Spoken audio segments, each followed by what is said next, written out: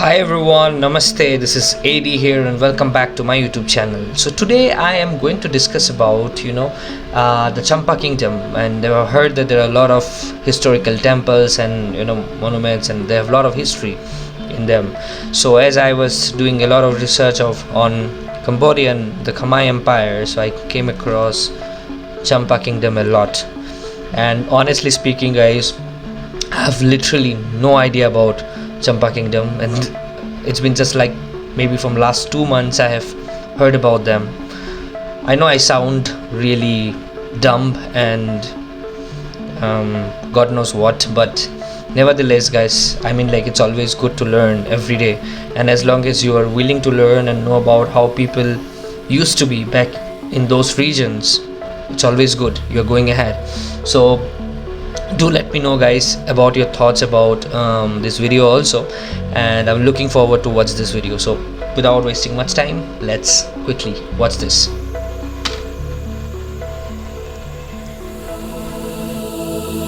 Nearly 2,000 years ago in Vietnam existed an ancient civilization known as the Champa Kingdom.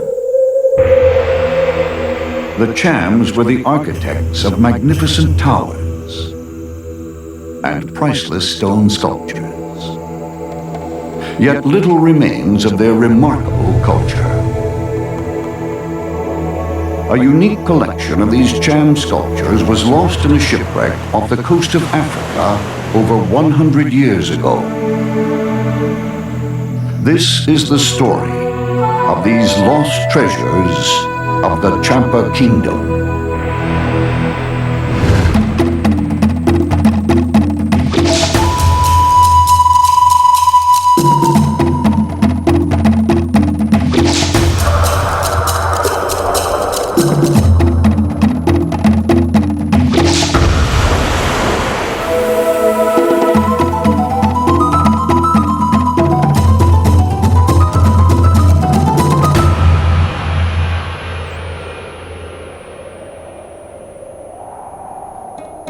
The Chams were the first civilized society to settle in Vietnam nearly 2,000 years ago.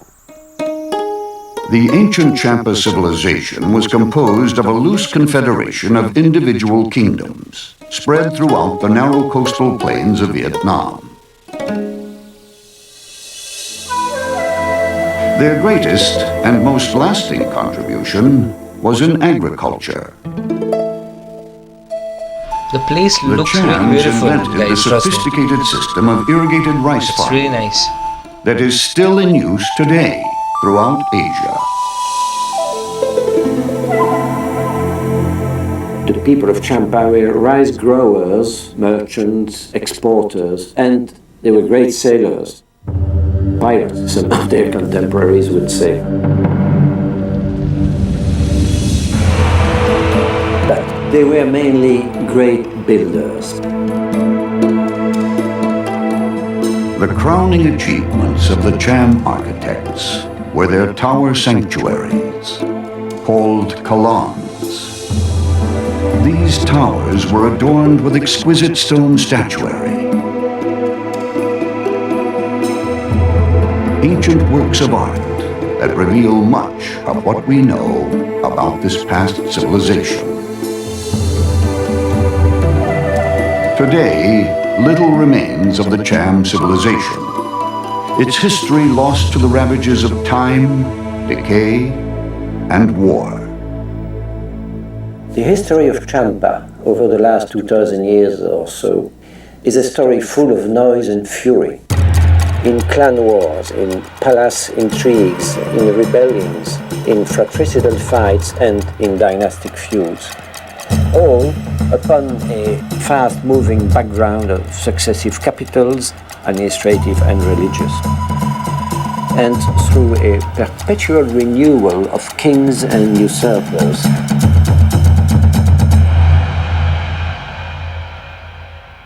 Up to the 7th century, they used to build cities and temples in perishable material, mostly wood and palm tree fronds, and time and again their capitals were burned to the ground. From the 8th century on, they decided they would start building citadels in durable, solid bricks. The walls of the citadels enclosed magnificent groups of large sanctuaries. The huge towers made of bricks held together with natural resin mixed with lime, with their stone lintels and door frames, and above all, with their added decorative elements, superbly sculpted sandstone statues. All that speaks to us of a very, very great past civilization. The Chams were slowly pushed south by centuries of war with the Viets. Around the year 1000, they came to settle in the kingdom of Vijaya, which today is known as the Binh Dinh province of Vietnam.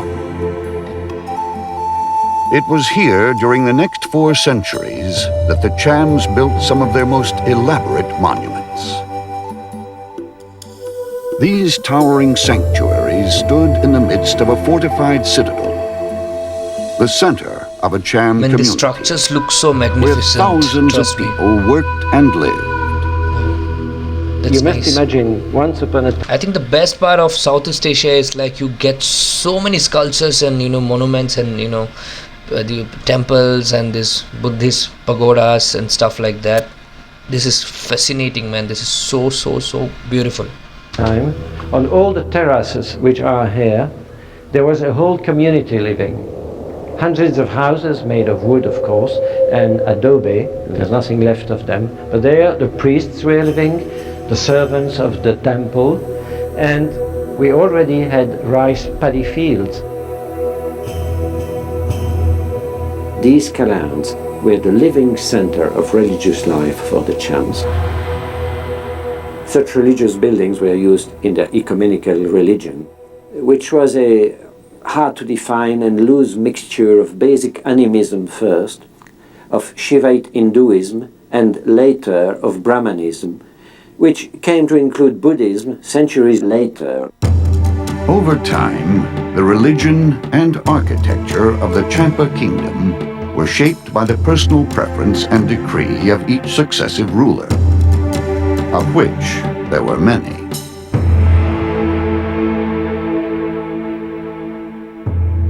This is the Gopura of the south side of the fortifications. The gopuras, or gates, stood in the center of each of the citadel's fortified walls. Inside the walls stood the holy treasury, where the divine offerings and treasures of the kingdom were kept. Facing east was the mandapa, the place where the faithful congregated to meditate and pray. In the center stood the kalan, the holy place, the heart of religious and political life in the Champa community. The Kalan was a holy place where the king and his ancestors were honored, which was the whole purpose of building a Kalan.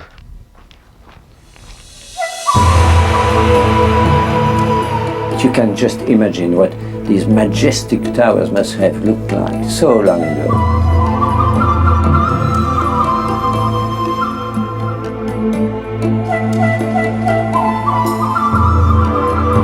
The statues, the high relief tympanums, the friezes, the angled pieces which decorate their buildings and sanctuaries were images of their divinities or of holy men or mythical animals, legendary dragons and monsters, or by a number of symbols. Water, which gives rice, which gives life, or flames, for instance, representing the fires of funeral pyre, death, and therefore rebirth and a new life. But they also enjoyed decoration for the sake of it, inspired from the leaves, the branches and the flowers of the surrounding nature in their beautiful country. Today, although some of the towers are still standing, very few of the original statues remain. To the ancient people of the Champa kingdom, these towers, places of religious worship, were considered sacred.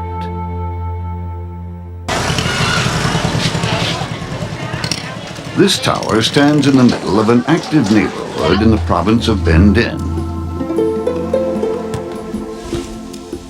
Today, it is used for recreation. rather than religious activity.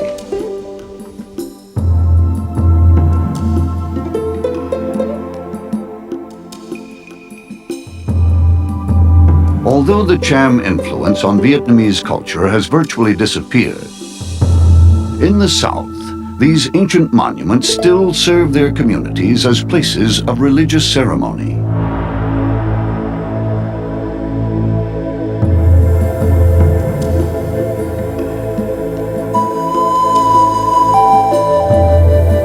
Of the 54 distinct ethnic groups that exist in Vietnam today, the direct descendants of the Chams are a small minority and can be found in several remote villages.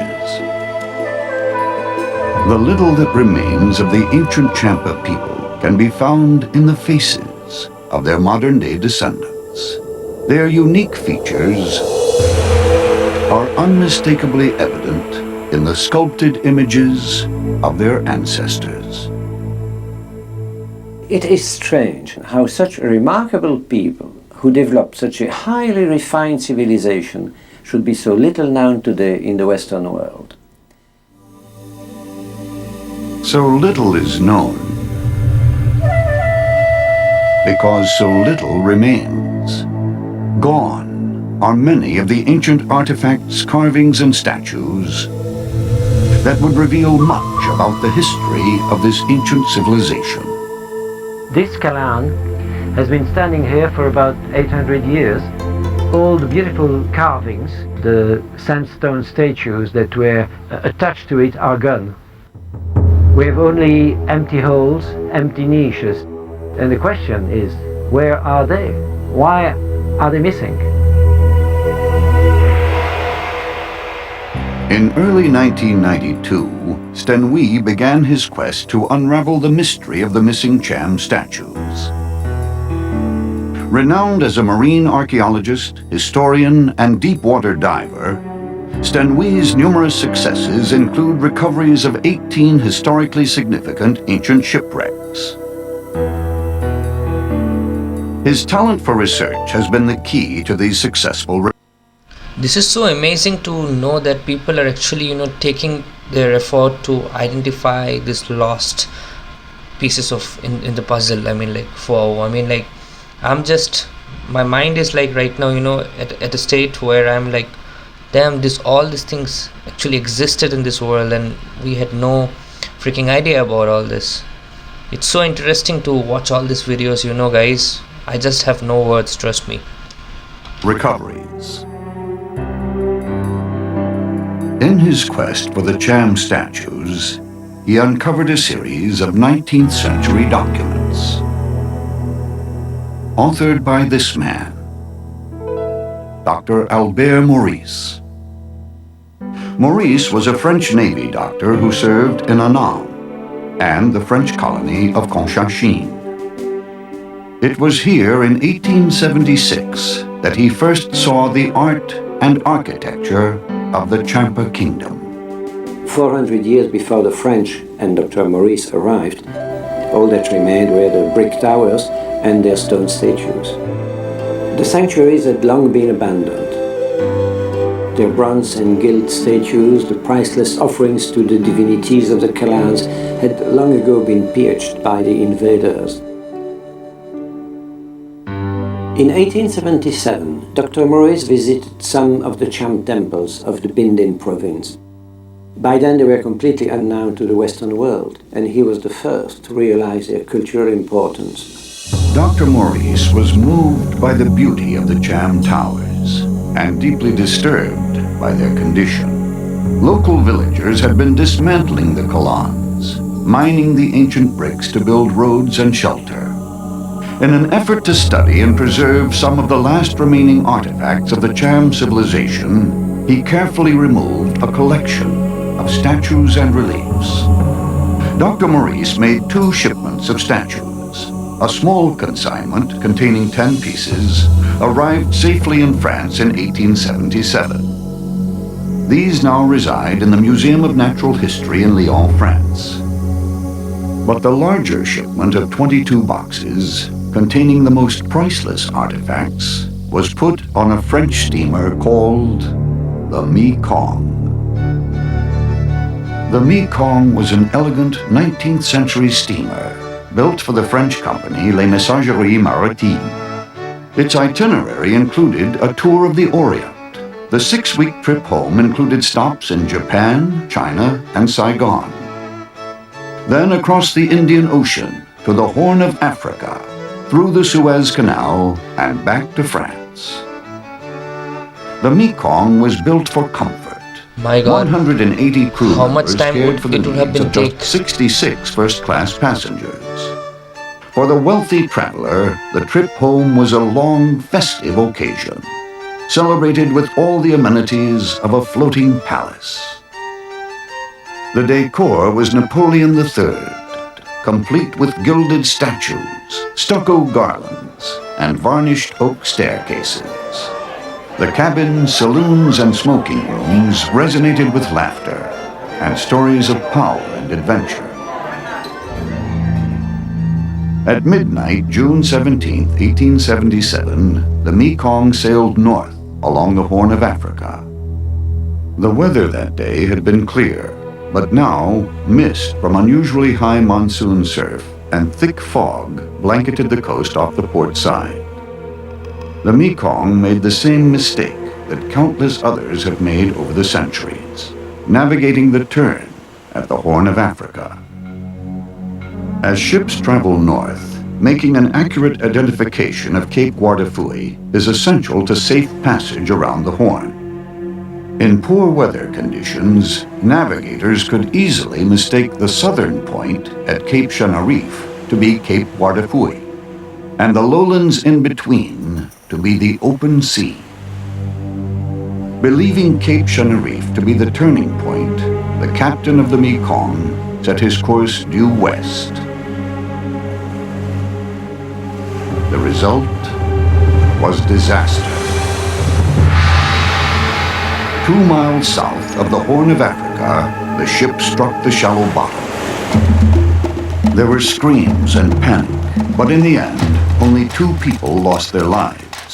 The survivors struggled to shore, while the local Somalis were efficiently looting their luggage and the ship's strong room of gold bars and other commodities. But the consignment of Cham statues, large sculpted stone blocks, representing divinities of another time, of another civilization, appeared worthless in the eyes of the Somali looters. Within days, the relentless waves would pound the damaged hull into 2 pieces. The Cham statues would remain undetected for 118 years. Albert Maurice never lived to see again the statues he had worked so hard to preserve. When the news of the sinking of the Mekong reached him, he had been quite ill for some time. He died in France 4 months after the wreck. He was aged 29.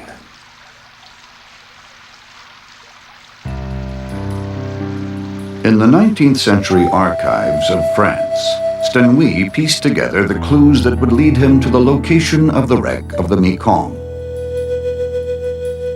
After 4 years of painstaking research, Stenui was finally ready to attempt a recovery. But to succeed, I mean, hats off to these people, man. I mean, like, how long they might have studied to figure this out. I'm just watching a documentary and just reacting here, but you know, honestly, when you're doing a groundwork to find something that was lost like hundreds of years ago, do I have to say anything, guys? It's up to you to decide. he knew he would need help. Robert is an internationally recognized marine archaeologist. He's had 30 successful recoveries at sea, 15 of which he led. He's the author of 14 books on marine archaeology. Robert has written 5 feature articles for the National Geographic and many, many scientific papers. He is a pioneer of mixed gas deep diving. Robert made the first ever saturation dive at sea in 1962, and he is probably best known for his ability to research in 8 different languages. In 1995, Ted Edwards Sr. and his son Ted, the principals of IMSL, International Marine Salvage, agreed to partner with Stenwi to recover the missing Cham statues. IMSL provided Stenwi with the strategic planning and financial resources required to make a recovery. A 167-foot North Sea trawler, the Scorpio, was secured and transformed into a search and recovery vessel. An international team of experts was assembled. The 23-member recovery team included navigators, explosives experts. It's of a different nature. In a word, the real problem was Somalia. In 1991, after 7 years of civil war, a central Somalian government ceased to exist. In Somali waters, piracy became commonplace. 6 months before the Scorpios arrived to invite disaster. So before the expedition could begin, the team faced a most difficult challenge.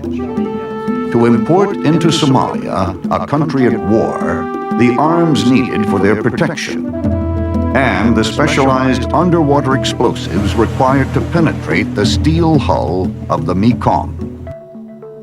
I mean, like, this is so fascinating, guys. I have literally no words to say, and I don't even know what should I say, because I was not expecting something like this that might have actually happened. That, you know, things which were part of, you know, the Vietnamese culture, the Champa kingdom, landed up somewhere in Somalia's riverside, you know. Wow, I mean, like, this is, it's quite fascinating, man. I mean, like, I would like to know more about it. And what do you guys think about this video and whatever they have shown here? Do let me know in the comment section. I am just trying to figure out and trying to understand the connection between all these countries, and every day is going to be, you know, for me a learning experience. So thank you to all of you for watching my reaction videos and putting down your valuable comments. That really means a lot to me, guys. Keep commenting like this, guys. It really means a lot. It really helps me to understand a lot of things which I personally may not know. So I will come back with another video, guys. Until then, guys, take care, stay safe. Namaste.